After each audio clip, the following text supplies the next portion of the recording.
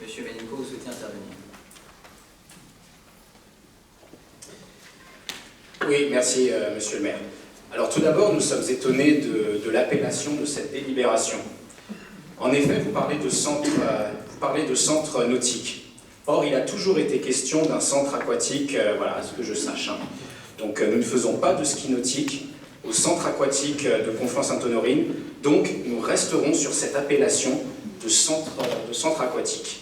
Voilà, donc pour pratiquer le ski nautique, je vous invite, monsieur le maire, à vous rendre aux étangs de Cergy. Donc voilà, soyez quand même, s'il vous plaît, monsieur le maire, bien précis sur les termes que vous utilisez. Bon, même si vous avez dit utiliser le terme centre aquatique lorsque vous avez présenté la délibération. Alors, j'en viens au fait. Le constat est malheureusement le suivant. Le centre aquatique est un actif qui a coûté plusieurs millions d'euros aux contribuables conflanais. De plus, le centre aquatique est la propriété de la ville et est purement et simplement cédé à l'intercommunalité GPSO au sens indemnité compensatrice, comme l'indique la délibération. Franchement, monsieur le maire, c'est tout simplement stupéfiant. Nous sommes en pleine dérive dogmatique de vous-même et de votre équipe. Votre seule vision est celle de la communauté urbaine de GPSO, dans laquelle vous vous êtes précipité et dans laquelle vous vous enfoncez avec un zèle et même avec une délectation qui me stupéfie. Mais qui êtes-vous pour gruger ainsi 36 000 conflanais qui ont payé le centre aquatique, monsieur le maire? Dans cette logique, seriez-vous prêts ainsi, mesdames et messieurs de la majorité, à céder gratuitement et sans indemnité vos propres patrimoines, comme vos maisons, vos appartements, vos résidences principales et secondaires? Cela reviendrait presque à déposséder vos enfants et ceux que vous aimez en général. Il y a parmi vous, mesdames et messieurs de la majorité, des personnes qui travaillent certainement en entreprise. Parce qu'après tout, prenons l'ensemble des exemples. Voilà. D'une façon générale, vous représentez les sensibilités politiques qui louent à tout propos l'efficacité et la rationalité dans la gestion des entreprises. C'est d'ailleurs un petit peu le mot d'ordre, voilà, à la République en marche, que vous soutenez par ailleurs plus ou moins, monsieur le maire. J'aurais à ce propos une question, mesdames et messieurs de la majorité. Quelle serait la réaction de votre responsable ou de votre employeur si vous lui proposiez, pour le bon fonctionnement de son entreprise, de céder gratuitement ses actifs, ses biens et ses bureaux? J'ai le sentiment, mais vraiment le sentiment, que l'entretien pourrait tourner court, car tout ceci entraînerait l'inscription chez Pôle emploi, aussi bien du salarié que de l'employeur, faute de pragmatisme. Mais rassurez-vous, mesdames et messieurs de la majorité, en ce qui vous concerne, et permettez-moi quand même de le rappeler, vous représentez moins de 2 conflanais sur 10. Vous êtes certainement légitime à vous affranchir du bon sens et de la raison, et c'est ce que vous allez faire par votre vote unanime. Monsieur le maire, vous continuez et cautionnez une opération de spoliation des conflanais. Utilisons les termes justes.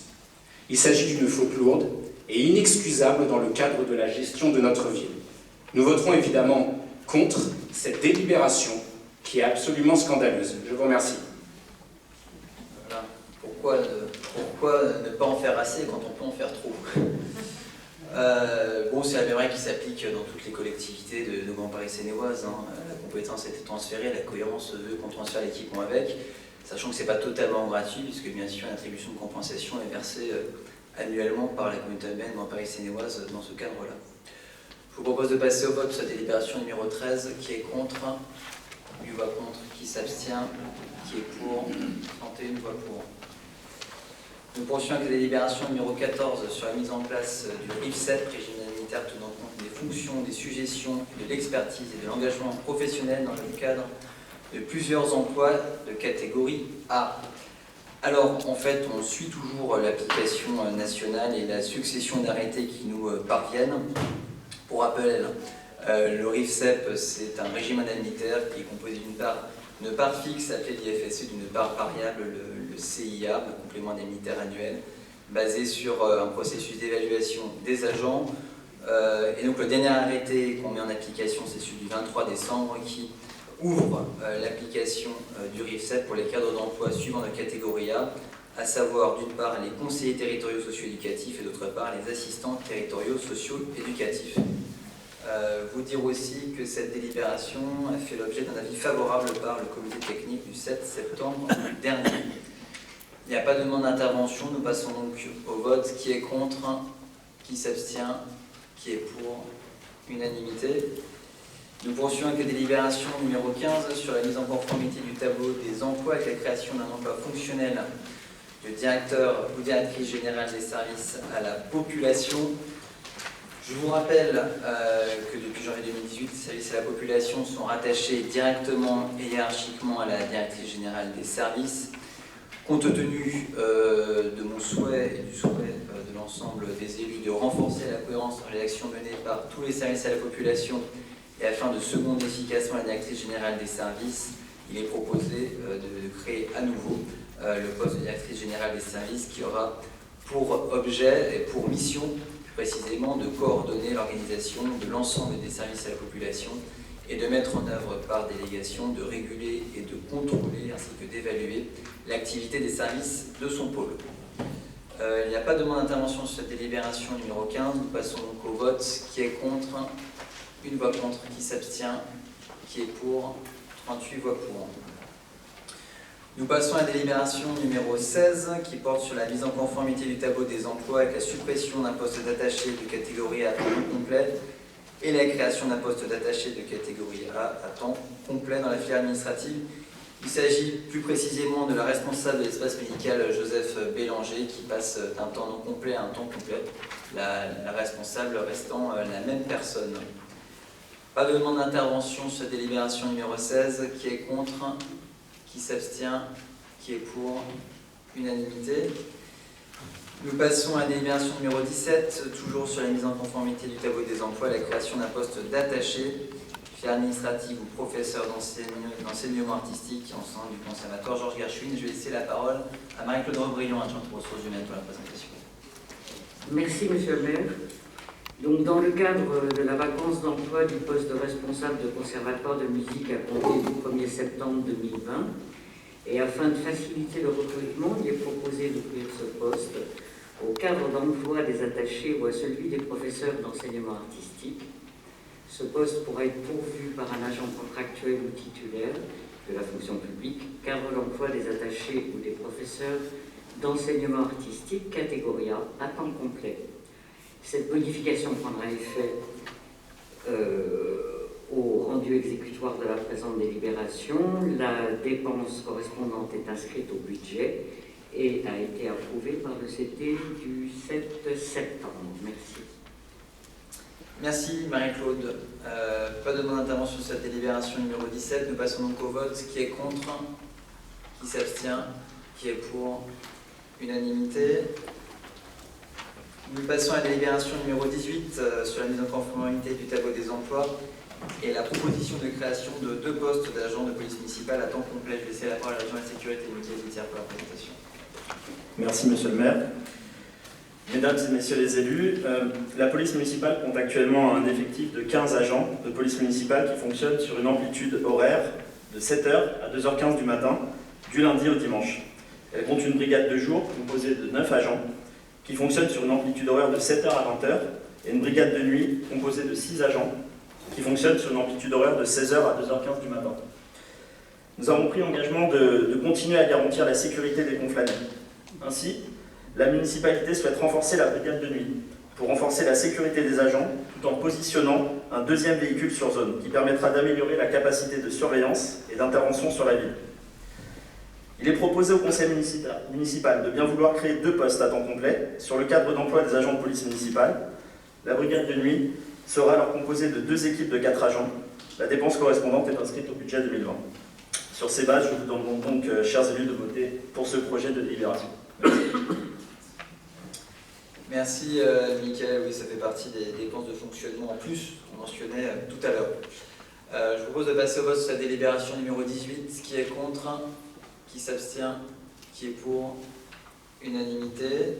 Nous poursuivons avec la délibération numéro 19 portant sur l'attribution de véhicules de service à des agents de la commune. Donc, je vous rappelle que le véhicule de service est accordé pour les besoins du service et donc pendant les heures et les jours de travail, et il est souvent affecté à une direction, un service en fonction des besoins et de la nature des missions. Le véhicule doit être restitué en principe en dehors des périodes de service de l'agent. À titre exceptionnel, la collectivité peut autoriser un agent à remiser le véhicule à son domicile et cette autorisation, délivrée pour une durée d'1 an et renouvelable, doit faire l'objet d'un document écrit, signé par un supérieur hiérarchique qui est révocable à tout moment. Pour compléter ce propos, l'attribution d'un véhicule de fonction prend fin au moment où l'agent cesse d'occuper l'emploi ou la mission qui lui ouvrait le droit de bénéficier d'un tel véhicule.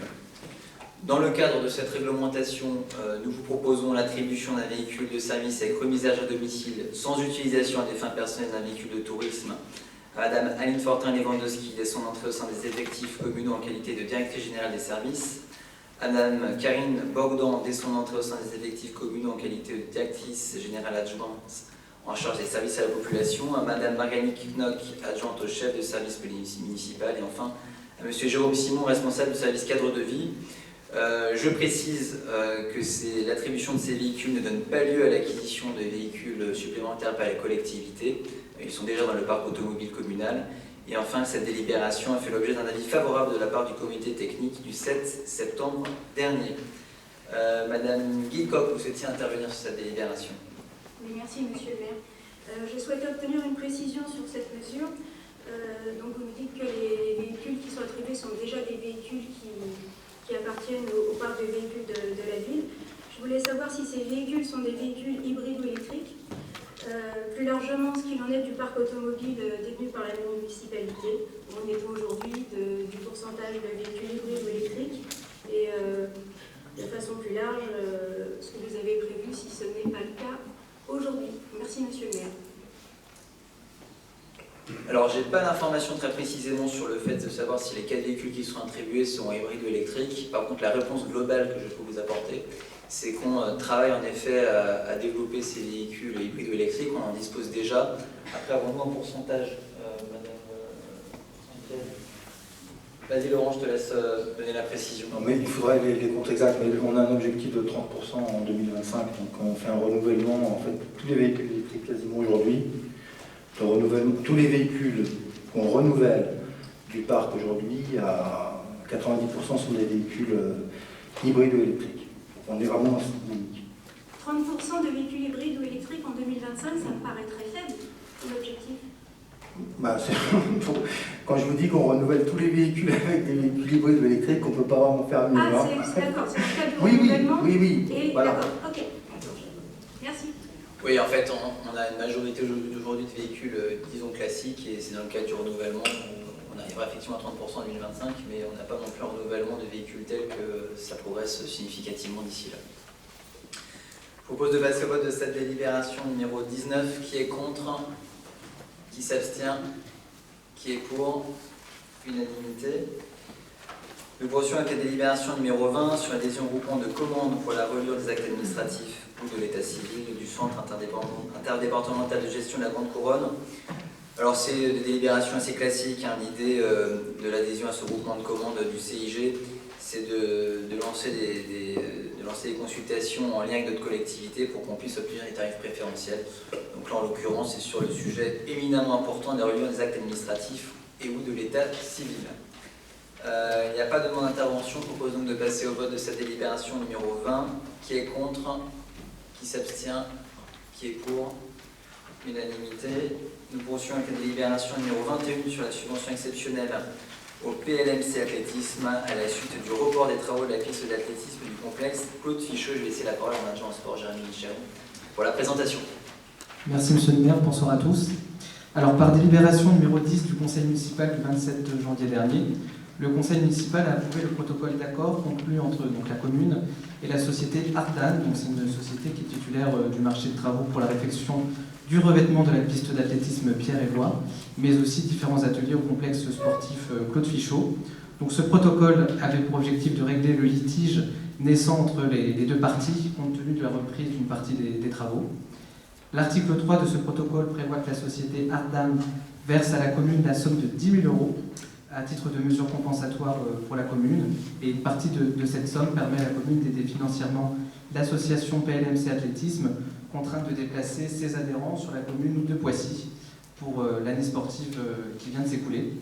Donc, dans ces conditions, la municipalité souhaite soutenir l'association PLMC Athlétisme en lui versant une subvention exceptionnelle à hauteur de 3 852 € pour, en quelque sorte, faire face aux frais de transport entre la ville de Conflans-Sainte-Honorine et celle de Poissy.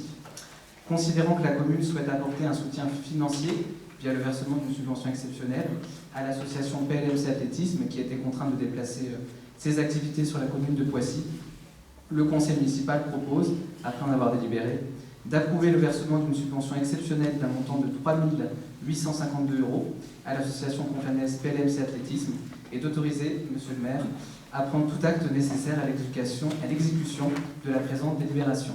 Je vous remercie. Merci Jérémy. Pas de demande d'intervention sur cette délibération. Nous pouvons donc passer au vote de cette délibération numéro 21. Qui est contre? Qui s'abstient? Qui est pour? Unanimité. Nous passons à la délibération numéro 22 sur le soutien au Liban dont accordé l'association de solidarité internationale Acted. Le 4 août dernier, comme vous le savez, une double explosion au port de Beyrouth a soulevé la capitale libanaise sur un rayon de plusieurs kilomètres. Le bilan humanitaire est lourd, 190 morts, 6500 blessés. 1000 immeubles se sont effondrés, 5500 autres ont subi de lourds dommages, rendant plus de la moitié inhabitable. Au total, 40 000 immeubles ont été sévèrement touchés, comptant en leur sein quelques 200 000 logements, plus ou moins lourdement impactés par les explosions. On compte dans ce total 640 bâtiments historiques, dont environ 60 risquant de s'effondrer. Dans ce contexte, la région Île-de-France s'est mobilisée et a appelé l'ensemble des maires d'Île-de-France à rejoindre le collectif nouvellement créé d'élus engagés pour la reconstruction du Liban. Nous avons souhaité nous engager pour venir en aide aux habitants de Beyrouth et dans ce cadre, il est proposé d'approuver le versement d'une subvention exceptionnelle d'un montant de 5 000 € à l'association Acted qui répond aux besoins humanitaires des populations dans des situations de crise. On a d'ailleurs connu une intervention récente de cette association au Niger qui a vu perdre plusieurs de ses membres bénévoles lors d'une attaque terroriste.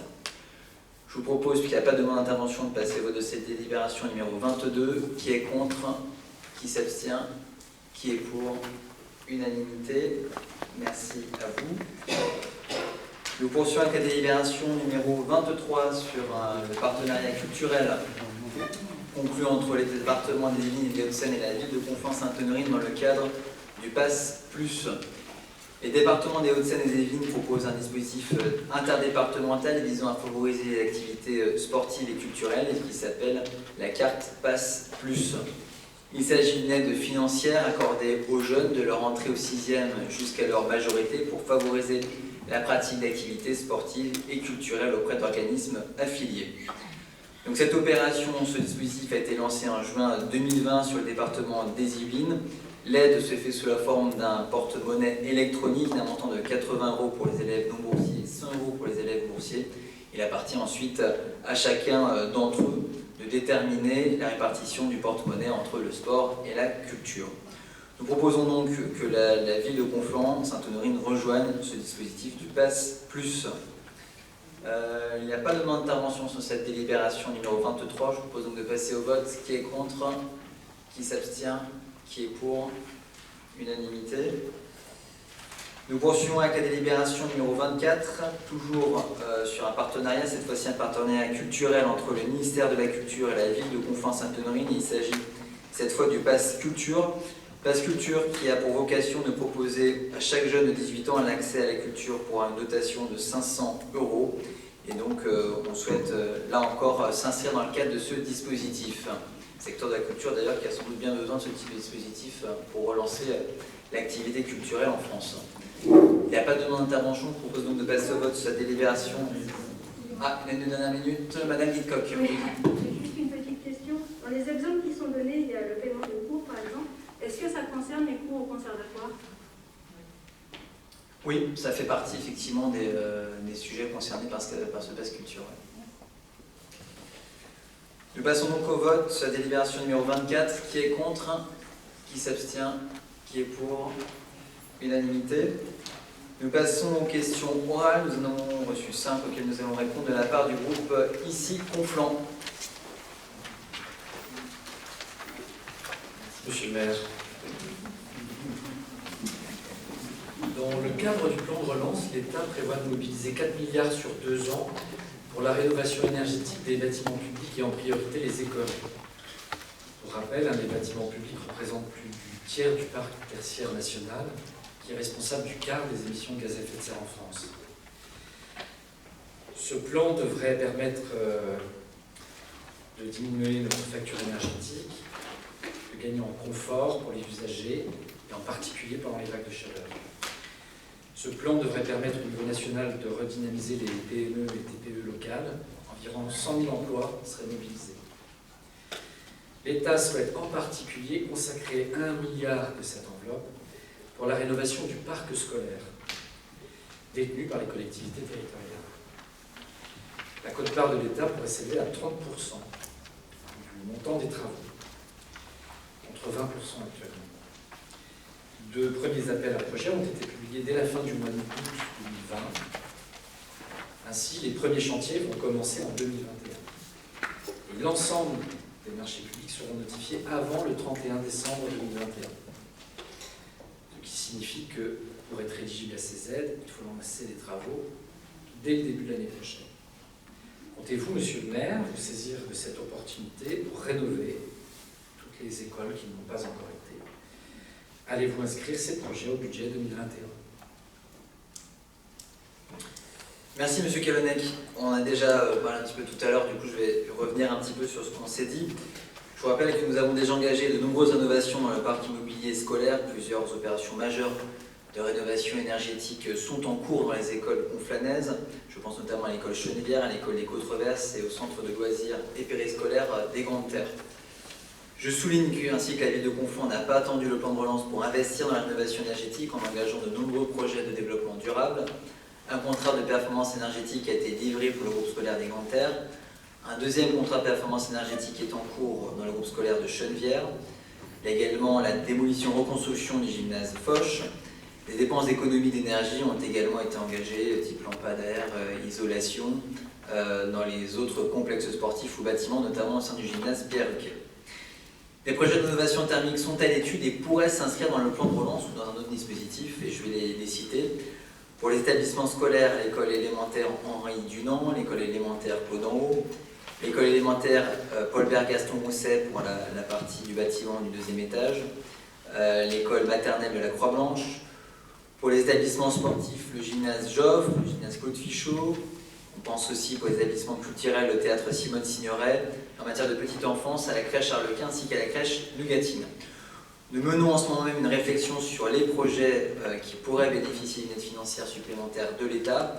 Toutefois, dans le cadre de la qualité de suivi et eu égard aux multiples projets évoqués, la municipalité souhaite finaliser les opérations de rénovation et reconstruction en cours avant d'envisager d'autres chantiers, dont ceux que je vous ai cités. On regarde en ce moment, mais il s'agit, je l'ai dit, d'assurer une bonne qualité de suivi de chantier. On a eu un retard significatif sur les chantiers que nous avions lancés en début d'année ou que nous avons lancés en milieu d'année, donc je pense au CPE de Chenevière, qu'on aurait dû terminer mais qui n'est pas terminé. Je pense au centre de loisirs des Grandes Terres où là on a pris 1 an de retard environ. Je pense au gymnase Foch où là on a pris 6 mois de retard à cause du contexte Covid. Donc derrière, on a des moyens humains à mettre en œuvre et donc on essaie de voir dans quelle mesure on peut inscrire des projets dans le cadre de ce plan de relance. En effet, c'est sans garantie parce qu'on veut faire des projets d'innovation, mais il faut qu'on ait les moyens humains qui nous permettent de pouvoir les suivre correctement. Sur ce point, si vous me permettez, monsieur le maire, quand on dégage des excédents annuels de l'ordre de 5 millions d'euros, on peut quand même se permettre de s'offrir le concours d'un architecte conseil, d'un maître d'œuvre. C'est-à-dire que vous pourriez embaucher 2-3 personnes, ça vous coûterait maximum 80-90 000 euros par an. Si en parallèle, cela vous permet d'obtenir quelques millions de subventions supplémentaires, il me semble que l'opération serait gagnante pour tout le monde. Voilà. Oui, mais bien sûr, on est d'accord. Après, il faut pouvoir recruter. On recrute en ce moment un directeur de service technique, il n'y a pas de souci, mais il faut trouver les personnes et on est aujourd'hui effectivement dans ce travail-là.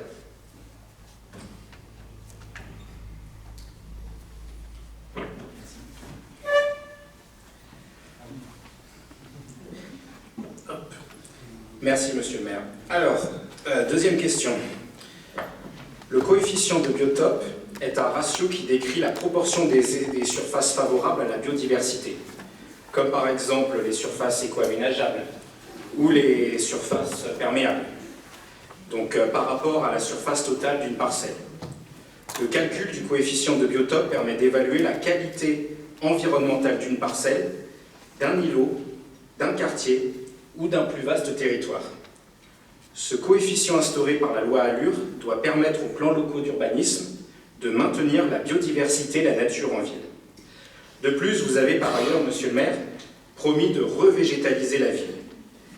Ainsi, prévoyez-vous de prendre en compte ce coefficient de biotope dans le cadre de la prochaine modification du PLU, à l'heure où la dernière modification du PLU datant de 2018 a été marquée par une hausse des droits à construire et un regain de densification. Voilà, je vous remercie. Merci monsieur Ménico, je vais laisser la parole à mon agent de l'urbanisme, Jean-Jacques Husson, pour vous répondre. Oui, la commune a défendu un objectif de préservation de la biodiversité en 2012, bien avant qu'il ne soit appelé coefficient de biotope et imposé par la loi ALUR de 2014. En effet, c'est dans le cadre de la révision du PLU en 2012 que sont imposés les coefficients de pleine terre représentant 60% de la taille de la parcelle en zone pavillonnaire et de 45% dans les secteurs de renouvellement urbain. Ces coefficients de pleine terre s'appliquent du sol tréfonds et permettent ainsi de lutter contre l'imperméabilisation et favorisent la biodiversité. Ce principe et cette application ont été reprises par le nouveau document d'urbanisme en vigueur depuis janvier 2020 sur le territoire communal, le PUI qui comprend lui aussi des coefficients de pleine terre de 60% en zone pavillonnaire notamment. Le PUI a ajouté des coefficients de compensation en cas de réalisation de toitures végétalisées, 0,50, d'espaces végétalisés sur dalle d'une épaisseur de terre supérieure ou égale à 70 cm, 0,70, surface végétalisée perméable à l'eau et à l'air, que les dalles alvéolées engazonnées à hauteur de 0,5. Merci Jean-Jacques pour ces précisions. Il y avait une troisième question sur le domaine de la petite enfance de la part du groupe ici concurrent. Nous avons recueilli plusieurs témoignages lors d'échanges avec les futurs parents et les assistantes maternelles à Conflans. Du côté des familles, il existe une inquiétude quant au délai et l'incertitude vis-à-vis de l'obtention de places en crèche. Entre le dépôt du dossier et l'accueil de l'enfant, il peut s'écouler jusqu'à 14 mois, voire plus. La ville n'est pas la seule à proposer une offre d'accueil et ne pourrait d'ailleurs pas se le permettre avec sa capacité d'accueil s'élevant à 298 places réparties entre ses multi-accueils et ses crèches familiales pour une commune de plus de 36 000 habitants. Les Conflanais peuvent donc également compter sur 3 crèches privées et un grand nombre d'assistantes maternelles privées qui accueillent la majorité des jeunes enfants de la ville. Le cas de Conflans n'est pas un cas isolé. En France, le mode d'accueil numéro 1 est l'assistante maternelle, avec près d'1 million d'enfants pris en charge. Cependant, le mode de garde le plus prisé par les familles reste le multi-accueil crèche halte garderie. En effet, les familles semblent rassurées par l'accueil des enfants en crèche, dans la mesure où ces lieux rassemblent plusieurs professionnels sous un même toit, dans des locaux adaptés et dédiés. Partant en partie de ce constat, l'État a créé un nouveau mode d'accueil en 2010. Il s'agit de la MAM. Voilà comment le site de la CAF définit la MAM. Depuis 2010, à condition d'avoir été agréé, vous pouvez exercer votre métier en dehors de votre domicile. C'est un message adressé aux assistantes maternelles. Vous pouvez accueillir les enfants qui vous sont confiés dans des locaux appelés maisons d'assistantes maternelles, pour MAM. Ces nouvelles formules d'accueil sont généralement créées par des assistantes maternelles souhaitant exercer différemment leur métier ou rompre l'isolement de l'exercice à domicile.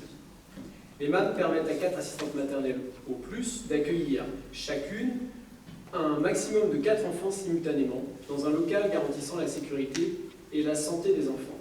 Pour conclure, à Conflans, plusieurs assistantes maternelles souhaiteraient créer des MAM. Parmi les démarches qu'elles devront réaliser pour mener à bien leur projet, il y en est une que vous pourriez accompagner. Il s'agit de l'obtention des locaux d'accueil. Accepteriez-vous de mettre à disposition des locaux d'accueil à destination des groupements d'assistantes maternelles désireux de créer des MAM? Ainsi, la ville, par sa participation, favoriserait l'apparition de structures qui s'apparenteraient à des crèches, pour le bonheur d'un certain nombre de familles, et qui offriraient aux assistantes maternelles des structures et des conditions de travail optimales en dehors de leur domicile. Merci. Merci, M. Prats. Je laisse la parole à Josiane Simon pour la réponse. Merci Monsieur le maire. Monsieur Prats, je vais donc répondre à certains points évoqués. Effectivement, chaque année, la ville de Conflans reçoit environ 400 demandes des familles pour des accueils sur 3, 4 ou 5 jours. La ville dispose de 140 places libres pour la rentrée de septembre, puisque c'est sur le rythme des écoles. Toutefois, comme certains parents, pour diverses raisons, au final refusent la proposition qui leur est faite, ça amène 180 à 200 familles à accepter en fait une proposition suite aux commissions d'attribution. Donc l'accueil se fait entre fin août et fin septembre. À Conflans, comme vous l'avez évoqué, effectivement, il existe d'autres possibilités d'accueil. Les assistantes maternelles, 3 micro-crèches privées et une crèche associative, comme vous le savez, financée par la ville. Ainsi, chaque année, les familles qui sont en recherche d'un mode d'accueil trouvent une place pour leur enfant. Il n'y a pas de famille qui n'a pas en fait de place en crèche ou chez une assistante ou ailleurs. Donc l'offre d'accueil en petite enfance est un équilibre dans lequel l'offre municipale ne doit pas fragiliser l'offre proposée par ailleurs, en particulier effectivement pour les assistantes maternelles. Conflans est l'une des villes des Yvelines où elles sont le plus nombreuses proportionnellement au nombre d'habitants. Et aujourd'hui, une très grande majorité d'entre elles sont en activité, mais plusieurs ont moins d'enfants que ne leur permet leur agrément. Je vous invite à voir les annonces qu'elles passent dans le VAC. Donc la municipalité offre aussi donc, des multi-accueils pour 1 ou 2 jours ou de la halte garderie. En ce qui concerne le financement à l'association Babylou, il est à hauteur de plus de 180 000 €. Ça vient encore rajouter 30 places. Je rappelle que la ville dispose donc d'un relais assistante maternelle qui est désormais donc situé dans les locaux rénovés au cœur du quartier Chenevière et qui est très apprécié par les assistantes maternelles que vous évoquez. Elles peuvent y trouver donc 2 éducatrices de jeunes enfants financées donc, par la ville et elles reçoivent aussi de nombreuses familles en recherche d'un mode d'accueil à qui elles apportent information et aide et en particulier qui les orientent donc vers une assistante maternelle indépendante. Les assistantes maternelles viennent donc avec les enfants qu'elles accueillent et ceci selon une liste définie. Et par ailleurs, une infirmière en fait, du service intervient tous les jeudis après-midi pour des sensibilisations sur la santé. Donc, les assistantes maternelles indépendantes, elles disposent donc d'un lieu d'échange avec des professionnels de la petite enfance et avec d'autres assistantes maternelles. Et effectivement, les MAM sont autorisées par la loi depuis 2010, mais l'essor réel des structures est beaucoup plus récent. 2 assistantes maternelles indépendantes de notre côté ont aussi évoqué avec le RAM, chacune de son côté, le projet de cette modalité d'exercice. Donc pour répondre dans un second temps à votre question, donc la commune ne s'opposera pas à une installation qui doit avoir l'agrément de la PMI, donc du département. Et le département sollicite toujours l'avis du maire sur l'installation d'une nouvelle structure collective sur le territoire, que ce soit un MAM ou une crèche privée. Dans la mesure où le MAM, effectivement, viendrait diversifier l'offre, elle sera accueillie favorablement, d'autant que ça ne modifie pas l'équilibre général. En revanche, à ce stade, la ville ne dispose pas de l'éco-vide pour cet exercice regroupé. Si un projet se présente, la ville, en fait, à l'heure actuelle, pourrait se rapprocher de bailleurs sociaux pour une éventuelle mise à disposition d'un local commercial en rez-de-chaussée, mais cette location serait à titre onéreux, car il s'agit d'une activité privée. Et dans ce cadre, la ville n'a pas à financer cette activité privée-là par rapport à d'autres structures privées. Espérons avoir répondu à vos questions. Monsieur Prats. Vous avez parlé du relais d'assistante maternelle. Vous avez un peu décrit les missions du relais d'assistante maternelle. Il faut savoir que si les assistantes maternelles peuvent venir au RAV lorsqu'elles le souhaitent pour des conseils, elles peuvent venir par 8 tous les 15 jours accompagnées d'enfants. Une visite tous les 15 jours accompagnée d'enfants. Ça veut dire que dans une MAM, l'objectif c'est de créer un lieu de socialisation pour les enfants. Le relais d'assistante maternelle joue ce rôle seulement une fois tous les 15 jours, c'est pas suffisant. Quand je demandais est-ce que vous pouvez mettre à disposition des locaux, l'objectif c'était que vous réussissiez à concilier l'attente des familles qui sont rassurées par les structures crèches, parce que c'est dédié, parce que c'est ouvert, et aussi répondre à un besoin des assistantes maternelles, de se regrouper, de s'entraider, de faire un partage de compétences. Donc j'entends des choses qui sont positives dans ce que vous me dites, mais quand vous parlez du RAM, ça ne se substituera pas à ce que peut proposer une MAM. Vous avez parlé des chiffres, vous dites que toutes les familles trouvent un mode de garde, mais toutes les familles ne trouvent pas le mode de garde qu'elles souhaiteraient obtenir. Si on fait un calcul rapide, 4200 enfants scolarisés sur Conflans, ça fait 500 enfants qui rentrent en petite section. Il y a moins de 300 places en crèche à Conflans, moins de 300 places d'accueil en confondant les assistantes maternelles de la ville et les structures d'accueil. Je compte que pour les enfants qui entrent à l'école, mais on accueille dans les crèches des enfants à partir de 4 mois. Donc je pense que l'offre, en termes de places d'accueil sur Conflans, est vraiment une offre insuffisante. Je reviens sur ce que je disais, les familles accordent plus de crédit aux crèches, plus qu'à n'importe quel autre moyen de garde pour leurs enfants en bas âge. Une MAM comprend en grande partie les atouts d'une crèche, en cela qu'elle s'organise dans des locaux dédiés. Voilà. Vraiment, ce serait super que vous fassiez le nécessaire, parce qu'il y a des assistantes maternelles qui viendront vous voir, qui viendront vous demander votre soutien. Si vous pouvez leur apporter, ce serait une très très bonne chose. Comme je vous ai répondu, je vous ai dit qu'à l'heure actuelle, parce qu'il faut aussi, ça répond à des normes, des locaux, on peut accompagner pour les locaux, mais il faut savoir que ceux-là ne seront pas financés, on peut accompagner dans la démarche, parce que précisons-le, c'est une activité, privée. Donc on a aussi des crèches privées qu'on a accompagnées pour la recherche de locaux, sans pour autant qu'elles bénéficient si vous parlez de financement de la ville, puisque on est sur une activité rémunérée. Voilà. Pour la démarche. On peut imaginer qu'il faut les accompagner pour la mise aux normes des locaux.